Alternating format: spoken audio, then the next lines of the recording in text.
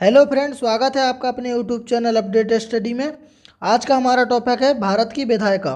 विधायिका का मुख्य कार्य जो होता है विधि निर्माण करना होता है।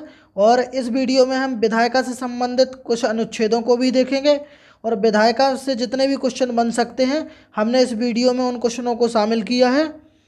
वीडियो की शुरुआत में ही हमने विधायिका को ग्राफ से समझाने का प्रयास किया है। चलिए हम बढ़ते हैं ग्राफ की ओर, फिर आगे उनके द्वारा क्वेश्चनों को सॉल्व करेंगे। यह है भारत की विधायिका का ग्राफ। इसमें देखेंगे हम संघीय विधायिका, राज्य विधायिका। देखेंगे कि संघीय विधायिका जो होती है वो संसद के रूप में होती है, जो राज्य विधायिका होती है वो राज्य विधानमंडल के रूप में होती है। क्योंकि संसद के 3 अंग होते हैं, राष्ट्रपति, राज्यसभा, लोकसभा। इसी प्रकार देखेंगे राज्यों में राज्य विधानमंडल के 3 अंग होते हैं, राज्यपाल, विधान परिषद, विधानसभा। चलिए हम देखते हैं संघीय विधायिका। संघीय विधायिका के अंतर्गत देखेंगे हम संसद। संसद किससे मिलकर बनती है तो आपको पता है, राष्ट्रपति, राज्यसभा एवं लोकसभा।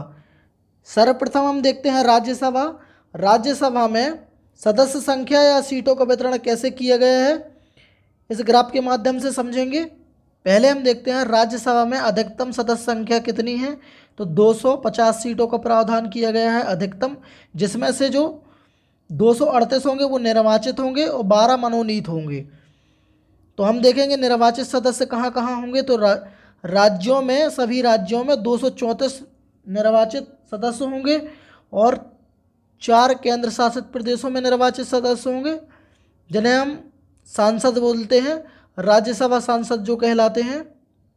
इसी प्रकार हम देखेंगे कि अभी वर्तमान में राज्यसभा में सदस्य संख्या कितनी है। जो वर्तमान सदस्य संख्या होगी वो होगी 245। 245 में जो 233 होंगे वो निर्वाचित सदस्य होंगे और 12 मनोनीत सदस्य होंगे। इन्हें हम देखते हैं।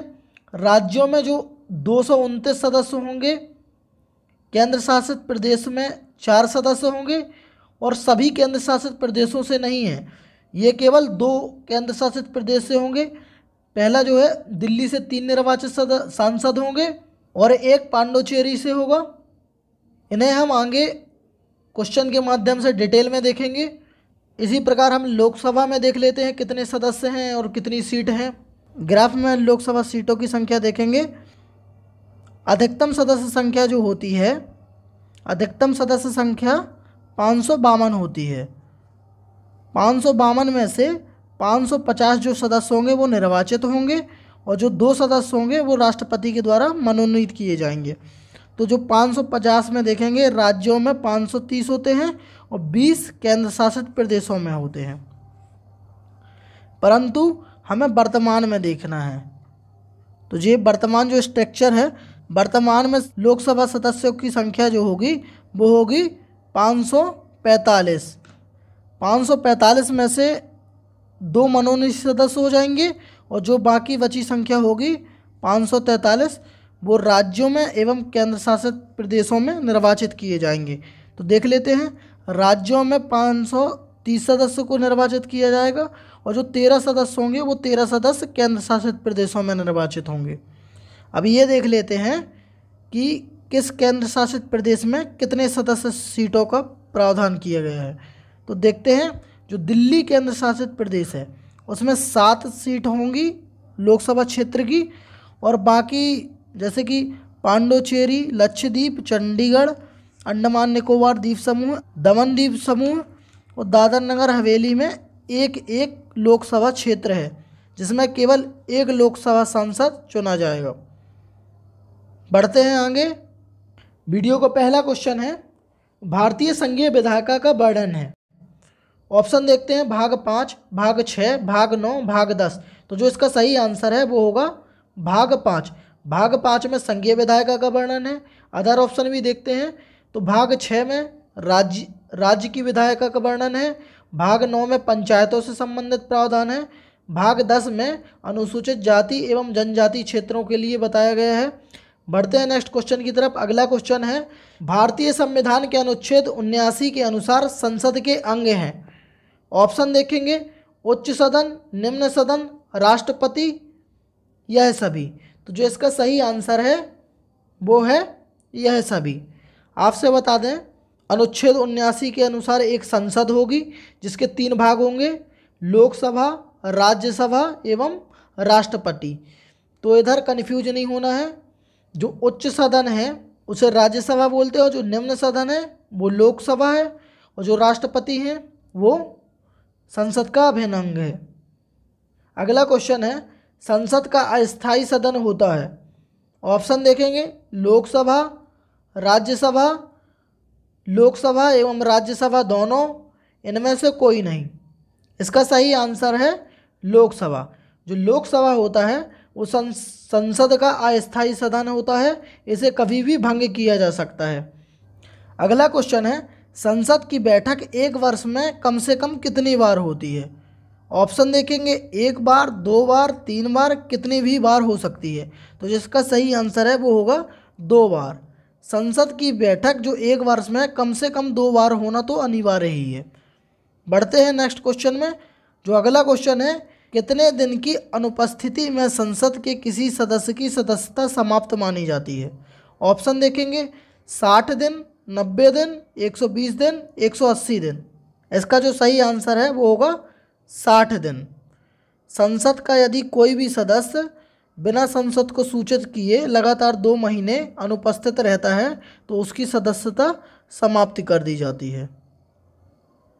अगला क्वेश्चन है, भारत में संसद कब अस्तित्व में आई। ऑप्शन देखेंगे, 1927, 1937, 1947, 1952। तो जिसका सही आंसर है वो है 1927 में ही संसद भवन का निर्माण हुआ था और लॉर्ड इरविन ने इसका उद्घाटन किया था। नेक्स्ट क्वेश्चन है, संसद के दोनों सदनों के सत्र अवसान की घोषणा कौन करता है। ऑप्शन देखेंगे, पीठासीन अधिकारी, राष्ट्रपति, उपराष्ट्रपति, प्रधानमंत्री।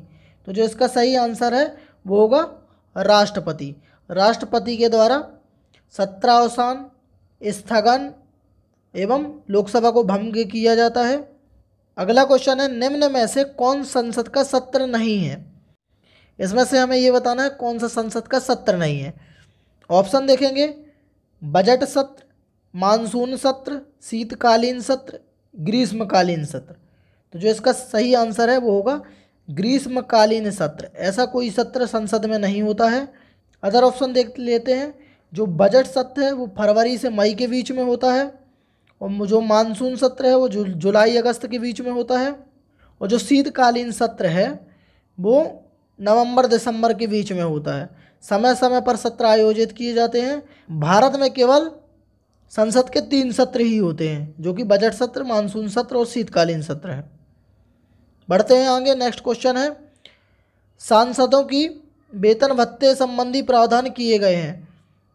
तो वेतन भत्ते के जो प्रावधान होते हैं वो किसके द्वारा किए जाते हैं ये बताना है। ऑप्शन देखते हैं, संसद द्वारा, भारत की संचित निधि द्वारा, भारत की आकस्मिक निधि द्वारा, राष्ट्रपति के द्वारा। तो जिसका सही आंसर है वो होगा संसद द्वारा। यह क्वेश्चन इतनी बार रिपीट हुआ है कि अब पेपर में किसी से भी यह क्वेश्चन गलत नहीं होना चाहिए। बढ़ते हैं आगे। नेक्स्ट क्वेश्चन है, भारतीय संविधान के किस अनुच्छेद में राज्यसभा के गठन का प्रावधान है। ऑप्शन देखेंगे, अनुच्छेद 79, अनुच्छेद 80, अनुच्छेद 81, अनुच्छेद 82। जो इसका सही आंसर है वो होगा अनुच्छेद 80। अनुच्छेद 80 के अंतर्गत राज्यसभा का गठन है। अदर ऑप्शन भी देखते हैं। अनुच्छेद 79, अनुच्छेद 79 में क्या है, संसद है। संसद में राज्यसभा, लोकसभा एवं राष्ट्रपति तीनों ही आते हैं। अनुच्छेद 81, अनुच्छेद 81 में लोकसभा के गठन की बात कही गई है और अनुच्छेद 82, अनुच्छेद 82 में परिसीमन आयोग होगा। अगला क्वेश्चन है, राज्यसभा का पहली बार गठन कब हुआ। ऑप्शन देखेंगे, 3 अप्रैल 1952, 13 मई 1952, 21 अगस्त 1952, 18 जुलाई 1952। तो जो इसका सही आंसर है वो होगा 3 अप्रैल 1952 को राज्यसभा का पहली बार गठन हुआ था और इसकी पहली बैठक जो हुई थी, इसकी पहली बैठक 13 मई 1952 को हुई थी। ये दोनों फैक्ट याद रखना आप। नेक्स्ट क्वेश्चन है, राज्यसभा में अधिकतम सीटों की संख्या कितनी हो सकती है। तो हमने ये क्वेश्चन ग्राफ में भी देखा था। जिसने अच्छे से ग्राफ पढ़ा होगा उसे 100% है कि वीडियो के लगभग 10 से 15 क्वेश्चन बन जाएंगे उसे।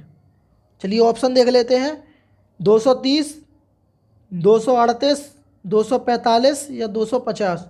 इसका सही आंसर होगा 250। अधिकतम सीटों की संख्या 250 होगी। नेक्स्ट क्वेश्चन है, राज्यसभा के सदस्यों का निर्वाचन किस पद्धति से होता है?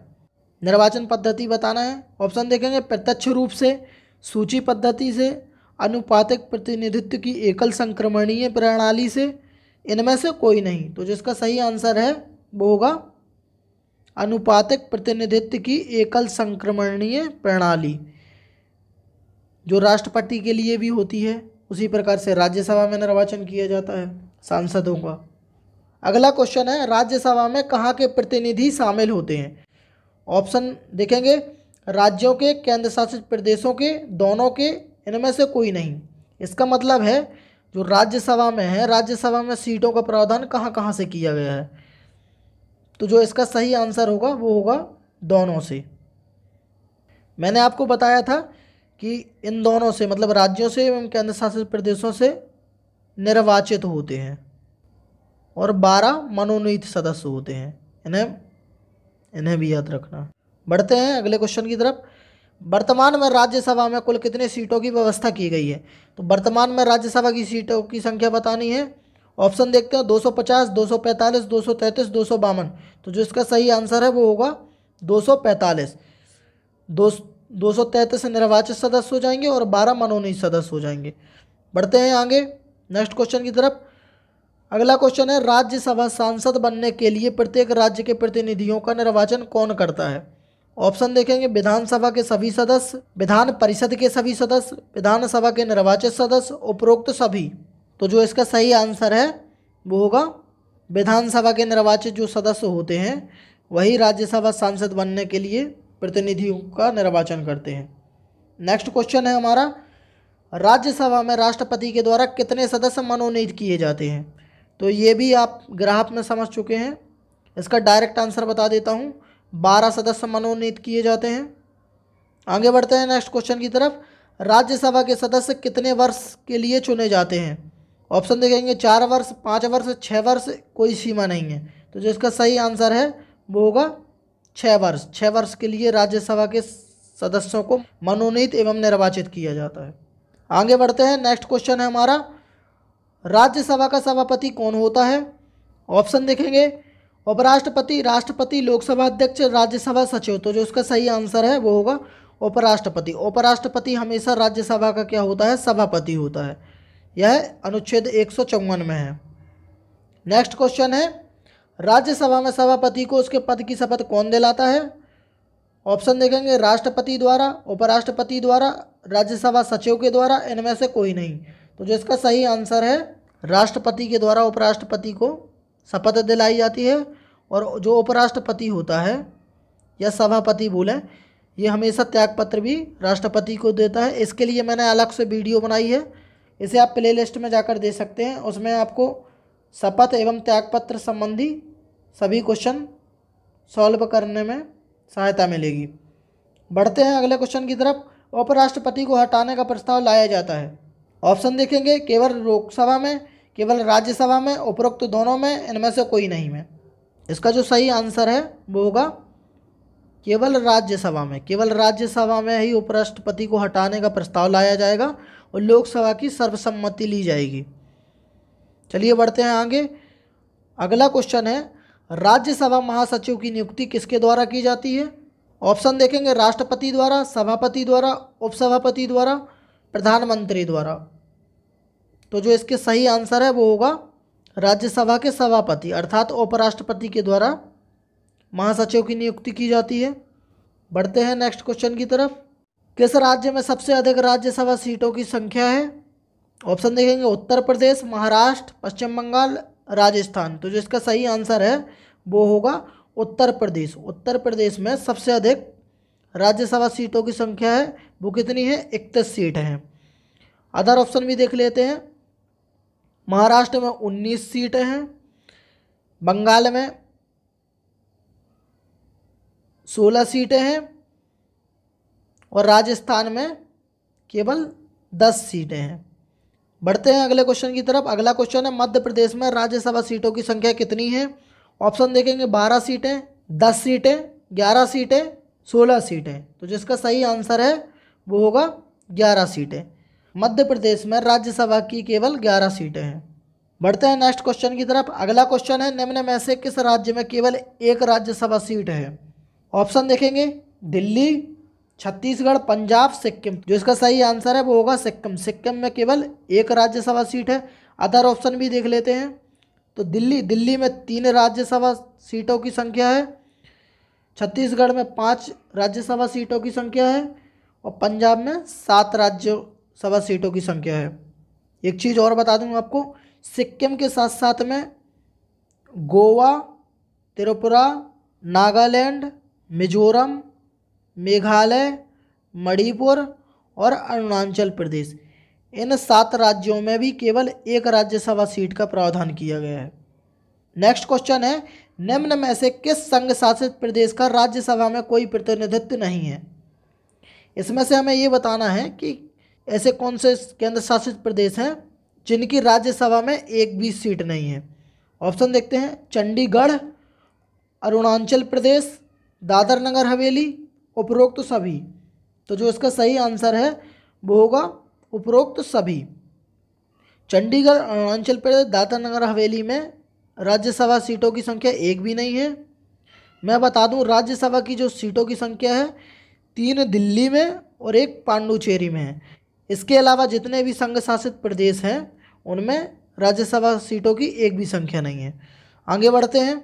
नेक्स्ट क्वेश्चन है, राज्यसभा धन विधेयक संबंधी अपनी सहमति कितने दिन तक रोक सकता है? ऑप्शन देखेंगे, 16 दिन, 2 सप्ताह, 3 सप्ताह, 18 दिन। तो जो इसका सही आंसर है वो होगा 2 सप्ताह। 2 सप्ताह मतलब 14 दिन। केवल 14 दिन तक ही धन विधेयक को राज्यसभा अपने सहमति के लिए रोक सकती है, फिर उसके बाद उसे सहमति देना ही पड़ेगा। अगला क्वेश्चन है, राज्यसभा संबंधी कौन सा कथन सत्य है? हमें राज्यसभा के बारे में कुछ कथन दिए हैं, उन्हें बताना है कौन सा कथन सत्य है। वर्तमान में 245 सीटों की सदस्य संख्या है, 229 राज्य क्षेत्र एवं 4 संघ शासित क्षेत्र में है, 12 मनोनीत सदस्य हैं, उपरोक्त सभी। तो जिसका सही आंसर है वो होगा उपरोक्त सभी। वर्तमान में 245 सीटों की संख्या है, जिनमें से 229 राज्य क्षेत्र में होंगे सभी राज्यों में, और जो 4 संघ शासित क्षेत्रों में हैं और 4 संघ शासित क्षेत्रों में होंगे और 12 मनोनीत सदस्य होंगे। चलिए बढ़ते हैं नेक्स्ट क्वेश्चन की तरफ। अगला क्वेश्चन है, राज्यसभा में गणपूर्ति के लिए कितनी सदस्य संख्या निर्धारित की गई है? ऑप्शन देख लेते हैं, 25 सदस्य संख्या, 20 सदस्य संख्या, 55 सदस्य संख्या, 50 सदस्य संख्या। तो जिसका सही आंसर है वो होगा 25 सदस्य संख्या राज्यसभा में गणपूर्ति के लिए निर्धारित की गई है। ये कैसे निकालते हैं मैं बता दूं, जो गणपूर्ति का आशय है सदन की कुल सदस्य संख्या का 1/10 भाग होता है। तो वर्तमान में जो सदस्य हैं वो कितने हैं? 245, और अधिकतम संख्या कितनी हो सकती है? 250। तो 250 का 10% कितना होता है? 25। तो 25 सदस्यों की संख्या जो है वो गणपूर्ति कहलाएगी राज्यसभा के लिए। अगला क्वेश्चन है, राज्यसभा में चुनाव की अधिसूचना कौन जारी करता है? ऑप्शन देखेंगे, राष्ट्रपति, उपराष्ट्रपति, निर्वाचन आयोग या राज्य। तो जो इसका सही आंसर होगा वो होगा निर्वाचन आयोग। निर्वाचन आयोग ही अधिसूचना जारी करेगा। अगला क्वेश्चन है, नई अखिल भारतीय सेवाओं को स्थापित करने के लिए प्रस्ताव लाया जाता है। ऑप्शन देखेंगे, लोकसभा द्वारा, राज्यसभा द्वारा, संसद द्वारा, इनमें से कोई नहीं। तो जो इसका सही आंसर होगा वो होगा राज्यसभा के द्वारा एक प्रस्ताव लाया जाता है जिसमें नई अखिल भारतीय सेवाओं का प्रावधान होता है। भारतीय संविधान के अनुच्छेद 312 में कहा गया है कि नई भारतीय सेवाओं के लिए एक प्रावधान किया जाएगा जिसमें जो राज्यसभा में उपस्थित एवं मतदान करने वालों का 2/3 सदस्य संख्या जरूरी है। अगला क्वेश्चन देखते हैं, सुमेलित नहीं है। इनमें हमें एक तरफ राज्य दिए हैं, एक तरफ राज्यसभा सीटों की संख्या दी गई है। हमें ये बताना है कि कौन सा सुमेलित है और कौन सा सुमेलित नहीं है। तो देखते हैं, महाराष्ट्र में 19 सीटें हैं राज्यसभा की, आंध्र प्रदेश में 11, तमिलनाडु में 18, कर्नाटक में 10। जो इसका गलत ऑप्शन होगा वो होगा कर्नाटक। कर्नाटक में चूंकि 10 नहीं 12 राज्यसभा सांसदों के लिए सीटों का निर्धारण किया गया है। बाकी के हमारे 3 ऑप्शन सही हैं। अगला क्वेश्चन है सुमेलित नहीं है। तो मध्य प्रदेश में 12 राज्यसभा सीटों की संख्या है, ये एकदम असत्य है।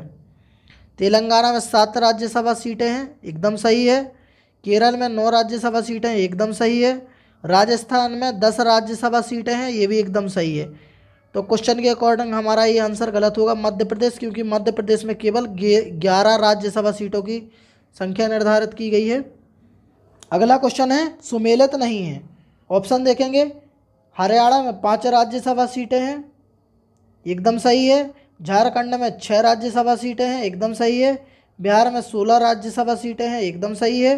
गुजरात में 10 राज्यसभा सीटें हैं, ये गलत है, क्योंकि जो गुजरात है, गुजरात में भी 11 राज्यसभा सीटों की व्यवस्था की गई है। मैं आपको बता दूं 11 राज्यसभा सीटें कहाँ कहाँ हैं।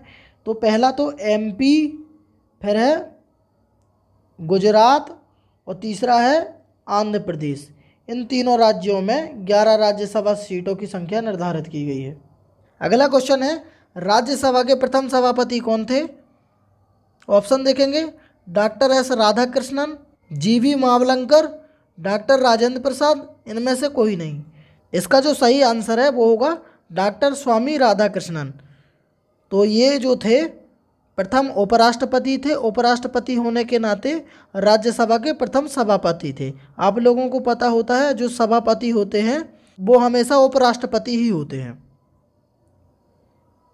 बढ़ते हैं नेक्स्ट क्वेश्चन की तरफ। अगला क्वेश्चन है हमारा राज्यसभा के प्रथम उपसभापति कौन थे।